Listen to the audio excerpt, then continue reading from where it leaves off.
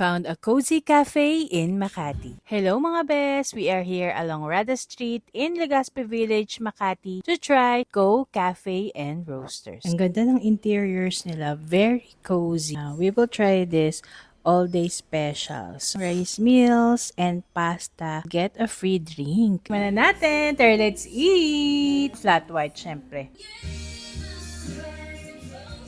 Ang sarap. Quality yung beans na ginagamit. Maganda yung ratio niya of coffee and milk. And then, tikman naman natin ito. Tapsilog. Gusto ko na may bite pa yung tapa. Okay siya. Kasama tong garlic rice. And ito naman kanilang Hungarian sausage.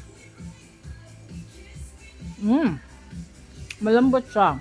I think ang sarap na partner nitong kanilang runny egg. Tingnan nyo. Ang ganda ng pagkakaluto.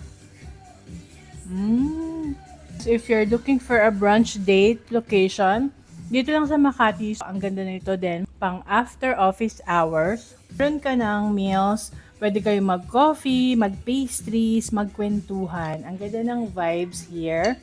So highly recommended. Ice mocha. So mga best, visit na kayo here at Go Cafe and Roasters. Tara, let's! Tara!